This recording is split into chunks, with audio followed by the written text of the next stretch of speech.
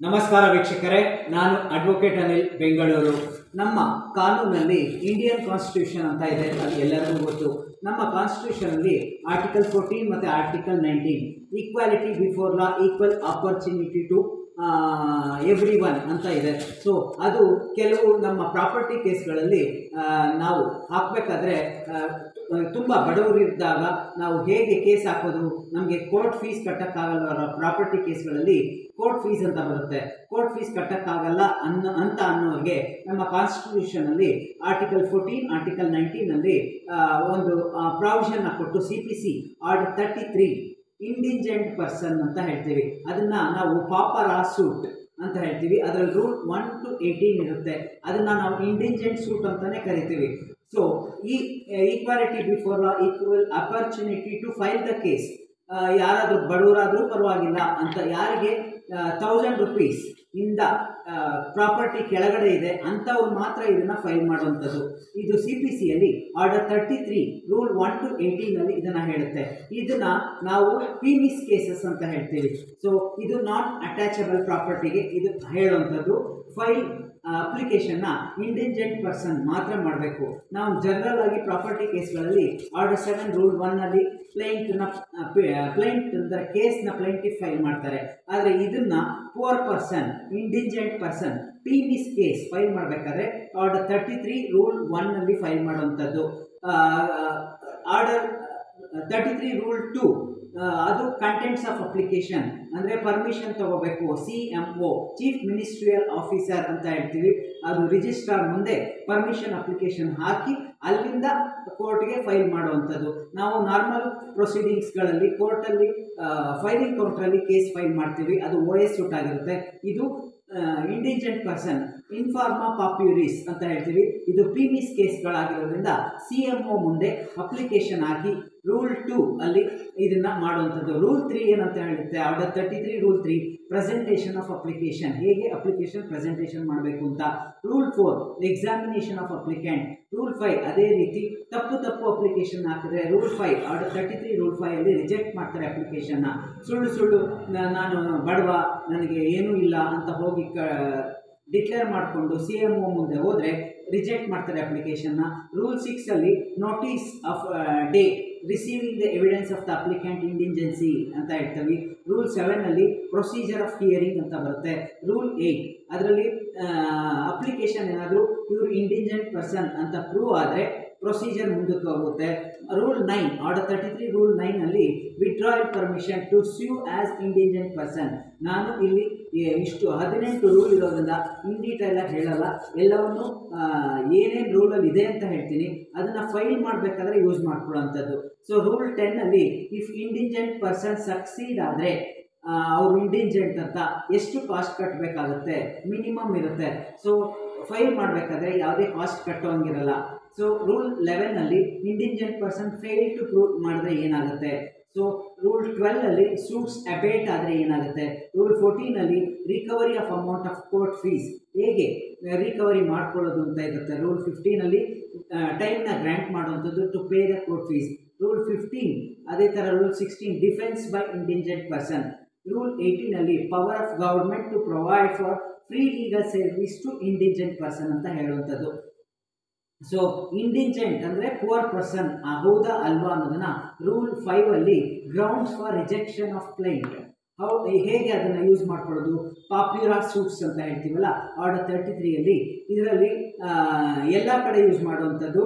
Rule 1ನಲ್ಲಿ ಹೇಳಿದೆ, rule 1 capital A ಯಾರಾದರೂ ಅಪ್ಲೈ ಮಾಡೋಕ್ಕೆ ಹೋದರೆ ಪರ್ಮಿಷನ್ ಕೇಳಿ ಅಪ್ಲಿಕೇಶನ್ ಹಾಕಬೇಕು. ಅದು CMO ಮುಂದೆ ಪಾಪ್ಯುಲರ್ ಸೂಟ್ ಅಂತ. ಸೊ ನಮಗೆ ಕೋರ್ಟ್ ಫೀಸ್ ಕಟ್ಟೋಕ್ಕಾಗಲ್ಲ. ಪ್ರಾಪರ್ಟಿ ಮ್ಯಾಟ್ರ್ಗಳಲ್ಲಿ ಹ್ಯೂಜ್ ಕೋರ್ಟ್ ಫೀಸ್ ಬರುತ್ತೆ, ನಮ್ಮ ಹತ್ರ ಕಟ್ಟೋಕ್ಕೆ ಶಕ್ತಿ ಇಲ್ಲ. ಆದರೂ ನಮಗೆ ಕೇಸ್ ನಡೆಸೋವಂಥ ಅವಶ್ಯಕತೆ ಅಂದರೆ ಈ ಪಿಮಿಸ್ಗಳನ್ನ ಯೂಸ್ ಮಾಡ್ಕೊಳ್ಳೋವಂಥದ್ದು.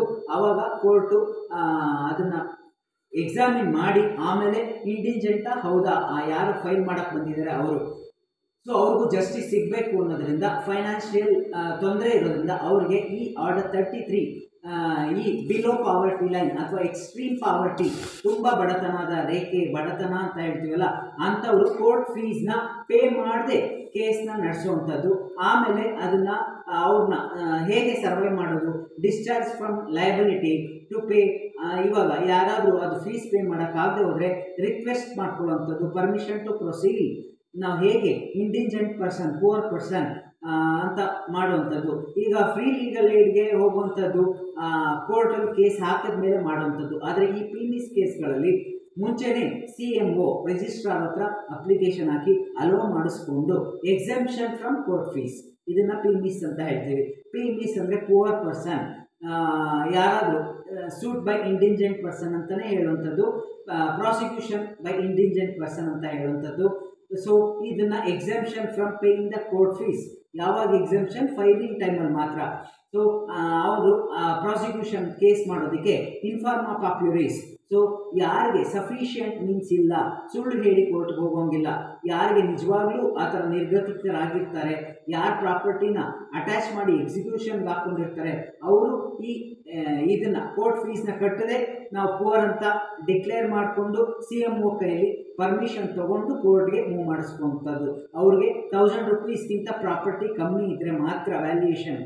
ಸೊ ಅವರು ಪ್ಲೇಂಟಿಫ್ಗಳಲ್ಲಿ ಹೇಗೆ ಸೈನ್ ಮತ್ತು ವೆರಿಫಿಕೇಷನ್ ಮಾಡಬೇಕು ಇಂಡಿಜೆಂಟ್ ಪರ್ಸನ್ ಅಂತ. So schedule property movable immovable ಇರುತ್ತೆ, ಅದನ್ನು ಅಪ್ಲಿಕೇಶನ್ನ ಹಾಕ್ಕೊಂಡು ರೂಲ್ 3 ಹೇಗೆ ಅವ್ರ ಕ್ಲೈಮ್ನ ಮಾಡ್ಬೋದು ಅಂತ ಇರುತ್ತೆ. ರೂಲ್ 2 ಅದೇ ರೀತಿ safeguard the interest of the revenue to protect the defendants from harassment. ಇದೇ ರೀತಿ ಹಲವಾರು ಕ್ರೈಟೀರಿಯಾಗಳಿರ್ತವೆ.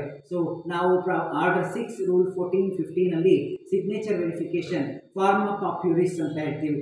ಯಾವಾಗ ಕ್ಲೈಂಟ್ ರಿಜೆಕ್ಟ್ ಆಗುತ್ತೆ, ನೀವು ಸುಳ್ಳು ಹೇಳ್ಕೊಂಬಂದ್ರೆ ಅಂದರೆ, ಪ್ರಿಸ್ಕ್ರೈಬ್ ಫಾರ್ಮಲ್ಲಿ ಹಾಕಿಲ್ಲ ಅಂದರೆ, ಇಂಡಿಜೆಂಟ್ ಪರ್ಸನ್ ನೀವು ಆಗಿಲ್ಲ ಅಂದರೆ, ಫ್ರಾಡ್ಯುಲೆಂಟ್ ಆಗಿ ತಪ್ಪಾಗಿ ನೀವೇನಾದರೂ ನಾನು ಬಡವ ಅಂತ ಹೇಳೋಕ್ಕೋಸ್ಕರ ಪ್ರಾಪರ್ಟಿನ ಡಿಸ್ಪೋಸ್ ವಿತಿನ್ 2 ಇಯರ್ಸಲ್ಲಿ ಮಾಡಿದರೆ, ಕಾಸ್ ಆಫ್ ಆ್ಯಕ್ಷನ್ನೇ ಇಲ್ಲ ಅಂದರೆ, ಇಂಟ್ರೆಸ್ಟ್ ಏನಾದರೂ ಸಬ್ಜೆಕ್ಟ್ ಮ್ಯಾಟ್ರಲ್ಲಿ ಇಲ್ಲ ಅಂದರೆ, ಈ ಎಲ್ಲ ಇದರಲ್ಲಿ ನಿಮ್ಮ ಅಪ್ಲಿಕೇಶನ್ನ ರಿಜೆಕ್ಟ್ ಮಾಡಿಬಿಡ್ತಾರೆ. ಸೊ ಕೇಸ್ ಹಾಕಬೇಕಾದ್ರೆ ಹುಷಾರಾಗಿರಬೇಕು. Order 3 rule 6 order 33 rule 6 indigent ಪರ್ಸನ್ಗೆ ಹಿಯರಿಂಗ್ ಅಂತ ಅವಕಾಶ ಕೊಡುತ್ತೆ. ನೀವು ಪಾರ್ಟಿ ಇನ್ ಪರ್ಸನ್ ಆದರೂ ಮಾಡ್ಬೋದು, ಲಾಯರ್ನಾದರೂ ಇಟ್ಕೋಬೋದು. ಸೊ ಎಕ್ಸಾಮಿನೇಷನ್ ಆಫ್ ವಿಟ್ನೆಸ್ ಇರುತ್ತೆ. ಸೊ ಅಪ್ಲಿಕೇಶನ್ ಯಾವಾಗಲೂ rules of the plaintiff verification very important. Verification ಮತ್ತು ಎಲ್ಲ ಪೇಜ್ಗಳಿಗೂ ಸೈನ್ ಹಾಕುವಂಥದ್ದು, ಪ್ರೆಸೆಂಟೆಡ್ ಯಾರು ಮಾಡಿರ್ತಾರೆ, ಪ್ಲೀಡರ್ ಆಥರೈಸ್ಡ್ ಆಗಿದ್ರೆ ಅಂದರೆ ಲಾಯರ್ ಮಾಡಬೇಕು, ಇಲ್ಲ ಅಂದರೆ ಕ್ಲೈಂಟು ರಿಜೆಕ್ಟ್ ಆಗುತ್ತೆ. ಸೊ ಕೋರ್ಟು ಯಾವಾಗ ರಿಜೆಕ್ಟ್ ಮಾಡುತ್ತೆ ಅನ್ನೋದನ್ನು ಹೇಳೋದಾದರೆ, ಪ್ರಿಸ್ಕ್ರೈಬ್ ಫಾರ್ಮಲ್ಲಿ ಹಾಕಿಲ್ಲ ಅಂದರೆ ನಿಮಗೆ ಗೊತ್ತಾಗಿದೆ, ಅಪ್ಲಿಕ್ಯಾಂಟ್ ಅವರು ಇಂಡಿಜೆಂಟ್ ಅಂದರೆ ಪುವರ್ ಪರ್ಸನ್ ಆಗಿಲ್ಲದೆ ಸುಳ್ಳು ಹೇಳ್ಕೊಂಬಂದಿದ್ರೆ, ಪ್ರಾಪರ್ಟಿನ ಫ್ರಾಡ್ಯುಲೆಂಟಾಗಿ ವಿತಿನ್ 2 ಮಂತ್ಸಲ್ಲಿ ಕೇಸ್ ಹಾಕಬೇಕಾದ್ರೆ ಡಿಸ್ಪೋಸ್ ಮಾಡಿದರೆ, ಇದನ್ನೆಲ್ಲ ಆಪೋಸಿಟ್ ಅವ್ರು ಬಂದು ಹೇಳಿದಾಗ ಗೊತ್ತಾಗೇ ಆಗುತ್ತೆ.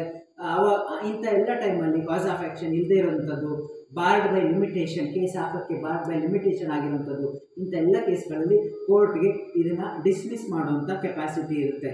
ಸೊ ಯಾವಾಗಲೂ ಅಷ್ಟೇ ಕೋರ್ಟ್ಗೆ ನೀವು ಫೀಸ್ ಕಟ್ಟಿದಾಗ, ನೀವು ಸ್ಟಾರ್ಟಿಂಗಲ್ಲಿ ಫೀಸ್ ಕಟ್ಟೋಕ್ಕಿಲ್ಲ ಅಂದರೆ ಆಮೇಲೆ ನೀವೇನಾದರೂ ಕೇಸ್ ವಿನ್ ಆದರೆ ಎಷ್ಟು ಅಮೌಂಟ್ ಕೊಡಬೇಕು ಅನ್ನೋದನ್ನು ಕೋರ್ಟು ಅದನ್ನು ಕ್ಯಾಲ್ಕುಲೇಟ್ ಮಾಡಿ ಕೊಡುವಂಥದ್ದು.